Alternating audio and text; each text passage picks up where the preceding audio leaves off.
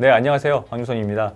대학생들의 소프트웨어 기술 창업 성공을 위한 쇼톡이라는 주제로 저희가 몇 가지 알아보고 있는데요. 드디어 6번째 주제입니다. 창업 성공을 위한 기업 내에서의 협력. 저희가 기업을 운영하다 보면 협력이 굉장히 중요한데요. 기업 내와 외에서 어떤 협력이 가능한지 한번 살펴보도록 하겠습니다. 먼저 기업 내의 협력에 대해서 한번 살펴볼게요. 기업 내에서의 갈등은 소프트웨어 기술 창업을 한 여러분들께 개발에 차질을 일으키는 기업 리스크입니다. 그래서 절대적으로 관리를 해야 될 요소고요. 특히 여러분들이 초창기에는 친구들끼리 간단하게 끝낼 수 있는 문제이기도 하겠지만 여러분들이 구성이 되고 규모가 좀 커지기라도 한다면 부서 내의 협력은 굉장히 중요한 이슈이긴 합니다.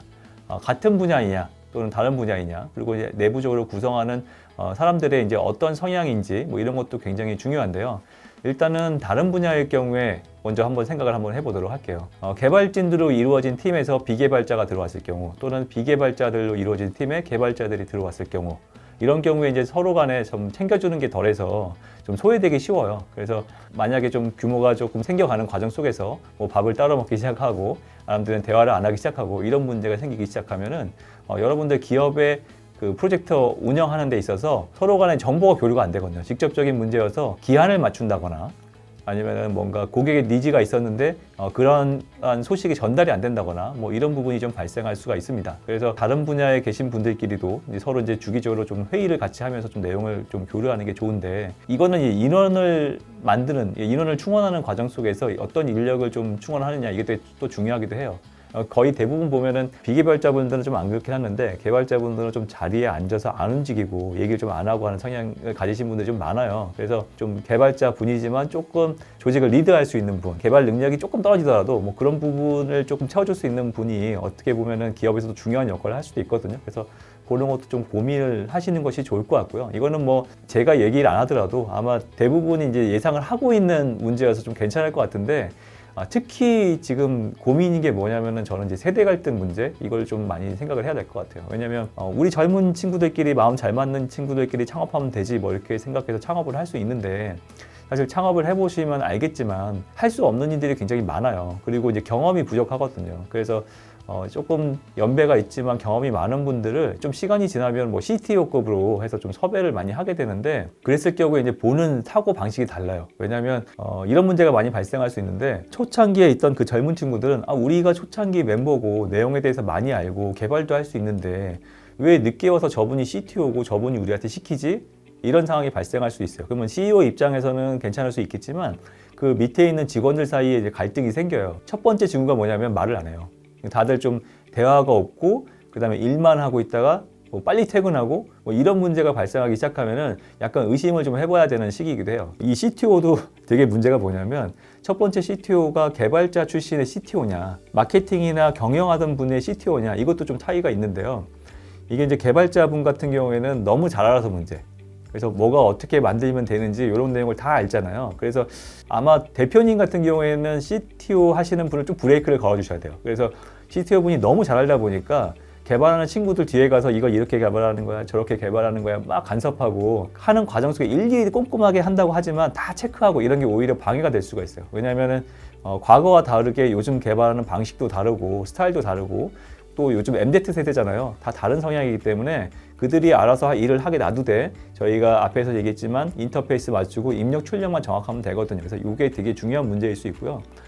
비개발자 CTO 분 같은 경우에는 상황에 따라 더 심각한 문제가 있을 수도 있는데, 그게 왜 그러냐면 개발에 소요되는 에너지가 얼만큼 드는지 모르는 거예요. 그래서 이거 내일까지 되는 거 아니야? 이거 이번 주 안까지 되는 거 아니야? 그래서 이렇게 막 푸시를 했을 경우에 개발자분들이 너무 힘들어할 수 있어요. 그러니까 처음에는 저분이 CT로 오셨으니까 우리가 맞춰들어야지 이렇게 하면서 그걸 어떻게든 밤을 새더라도 주말에 나와서든 이렇게 할 텐데, 그게 지속되면 불만으로 쌓일 수밖에 없거든요. 근데 반대 입장에서 그 CTO분은 이게 되는 거네 하면서 더 압박할 수밖에 없어요. 그래서 한계에 다다르면은 그 CTO 밑에 있던 개발자들이 이제 퇴직을 하기 시작합니다. 전반적으로 초창기에 어렵게 구한 개발자들을 잃는 거기 때문에 CEO 입장이나 아니면은 약간 동료분들 입장에서 이런 상황을 목격했을 때에는 심각하게 받아들여야 될 거예요. 이것들을 위해서 저는 해결책으로 제시를 하는 게, 일단 사내 룰이 좀 있으면 괜찮지 않나. 그래서 일주일에 한 번씩 뭐 브레이크 타임을 가진다, 아니면은 CTO 분께서 뭔가 일을 지시하실 때는 이러이러한 절차에 의해서 또는 이러이러한 내용을 꼭 포함시켜서 줬으면 좋겠다. 그래서 예를 들면 이런 거예요. 그러니까 CTO 분께서 야, 그 일 언제까지 하기로 했는데 왜 못했어? 왜 안 했어? 이렇게 하기보다는 어떤 일이 있는데 그 일의 어떤 부분을 왜 못했어? 이렇게 해서 부분별로 체크를 한다든지 아니면은 CTO 분께 부분별로 해서 확인이 안 됐을 때에는 단순하게 네가 알아서 해 이런 거보다는 우리 같이 협의해서 합시다 뭐 이런 룰을 좀 만들었으면 좋겠고요.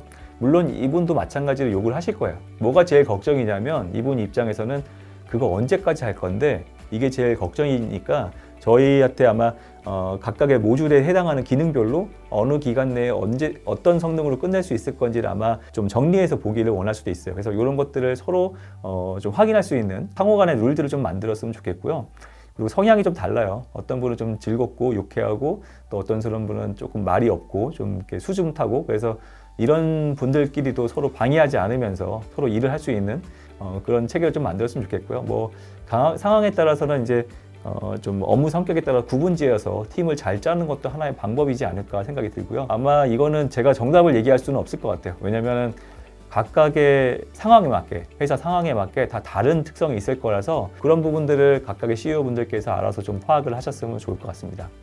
기업 내의 이슈였고요. 기업 외의 이슈를 한번 살펴볼게요. 근데 아마 이 영상을 보고 계시는 대학생분들은 아마 대부분 AI 기술을 활용해서 창업을 하고 싶을 거예요. 근데 어렵습니다. 뭐가 어렵냐? 알고리즘 개발이 어렵죠. 그래서 개발하는 것도 어려운데 개발하다 보면은 시간이 다 지나가서 할 수 있는 게 없는 상황 또는 우리는 지금 급하니까 개발 안 하고 갖다 쓸래. 그러다 보니까 기술 경쟁력이 없는 상황. 이런 일들이 너무 많이 일어나고요.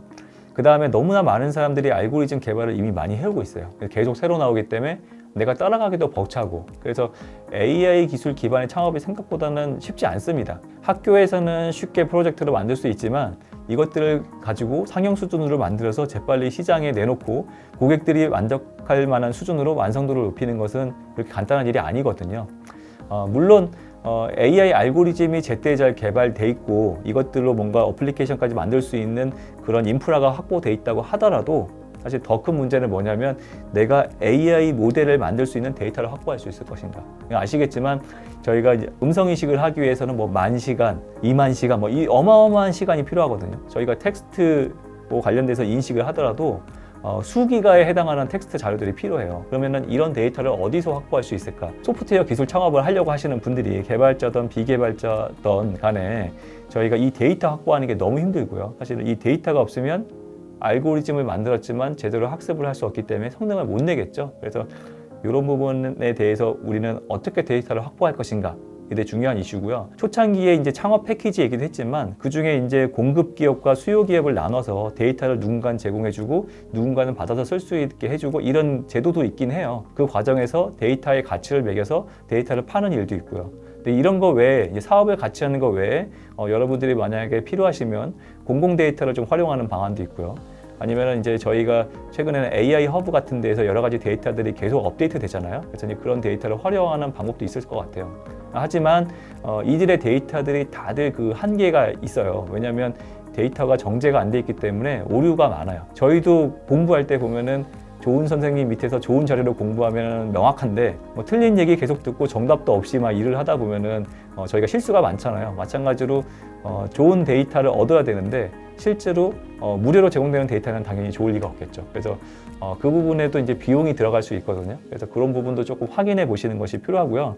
우리는 데이터를 확보했으니 그냥 개발하면 된다. 이렇게 얘기하시는 비개발자 출신의 CEO는 이렇게 얘기하실 수도 있을 것 같아요. 근데 데이터 안에가 실제로 저희가 학습할 수 있는 상태인지 확인해 보셔야 되고 마찬가지로 데이터를 주시는 입장에서도 우린 데이터 줬으니까 니네가 알아서 해 이렇게 얘기할 수도 있어요. 근데 그쪽에서 보내줬던 데이터 자체가 체계가 안 맞을 수 있기 때문에 그런 부분도 좀 확인하시는 것이 필요하다고 생각합니다. 저희가 알고리즘 개발할 능력되고 그 다음에 데이터도 확보했어요. 그러면 이제 기업들하고 이제 협력을 해야 되는데 기업들이 모든 걸 다 얘기해 주지 않습니다. 이거는 뭐야 저건 뭐야 그러니까 구체적으로 이 기능은 어떻게 만들어지는 거고 알고리즘은 어떻게 짜는 거고 아무도 얘기해 주지 않아요. 그래서 이제 개발 경험이 있는 분들끼리 얘기를 주로 하는데 그런 경우에는 몇 마디만으로도 서로가 어떻게 할 건지 대충 다 예상을 할 수가 있어요. 근데 개발 경험이 없으신 분들은 하나도 알아들으실 수가 없을 거예요.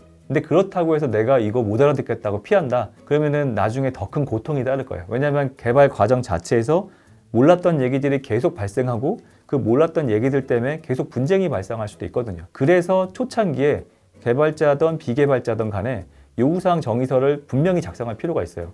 고객이 무엇을 원하는지, 그리고 무엇을 원하는지에 따라서 내가 어떤 기능을 만들 건지 분명히 표시를 해야 되고요. 이것들을 조금 더 구체화시켜서 표현하기 위해서는 아까 얘기 들었던 서비스 시나리오, 그래서 사용자가 어떤 식으로 움직일 거에 대한 것도 표시를 해두시는 것이 굉장히 중요하다고 생각합니다. 그래서 다시 한번 얘기하지만 시스템 레벨에서 요구사항, 그리고 사용자 레벨에서의 요구사항을 분명히 적으셔야 되고요.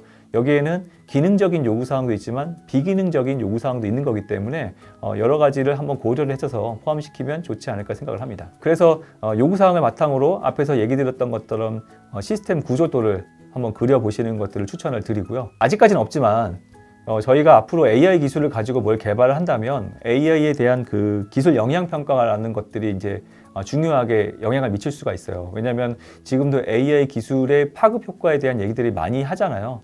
그래서 아직은 AI에 대한 법은 없어요. 근데 앞으로 AI에 관련된 법이 생길 거예요. 제가 얘기한 법이라는 것은 AI 관련된 여러 가지 법안들은 있겠지만 그게 구체적으로 이러이러한 기능이 없으면 AI 서비스를 할 수 없다. 뭐 이런 법안들에 대해서 얘기를 하는 거예요. 그래서 여러분들 이미 공감하시겠지만 AI에 대한 사회적 영향은 매우 중요합니다. 그래서 실제로 작년에 저희가 챗봇 이루다가 나왔을 때 약간 비속어나 약간 혐오 발언을 해서 이루다가 한 달 만에 쑥 들어갔잖아요. 근데 지금은 이루다가 혐오 발언 필터링도 할 수 있어요. 그리고 시스템적으로 구현됐다는 얘기고요. 이 얘기는 여러분들도 AI 기술로 어떤 서비스를 하던 간에 시스템적으로 구현할 수 있다는 걸 얘기해요. 그리고 이제 시스템적인 구현뿐만 아니라 이것에 대해서 점검할 수 있는 점검표도 한번 만들어서 운영을 하고 있는데요. 앞으로 이런 것들에 대한 고려가 굉장히 많이 필요할 거고요. 이런 것이 없다면 AI 기술을 사용하는, 그러니까 서비스로 만들었을 때 그 서비스를 사용하는 사용자 입장에서 문제가 터졌을 때 그 많은 리스크를 기업이 다 받게 될 수 있거든요. 그래서 이런 부분에 대해서도 연구하고 개발하고 기업 내에서 조금 이렇게 활용할 수 있는 그런 인력도 필요하다고 생각이 듭니다. 여러 가지 협력에 대한 얘기들을 나눠봤었는데요. 다음 부분에는 이제 비즈니스 모델에 대한 얘기를 좀 나눌 거예요. 그래서 개발자 출신, 비개발자 출신에서 어떤 역량이 필요하고 그리고 어떤 어려움이 있는지 살펴봤고 이들 사이의 협력을 어떻게 구하는지도 이제 저희가 알아봤는데 다음 회차에서는 저희가 비즈니스 모델을 어떻게 설계해서 실제 창업을 했을 때 서비스 계획을 어떻게 하는 게 좋은지 이런 얘기들을 좀 살펴보도록 하겠습니다. 네, 감사합니다.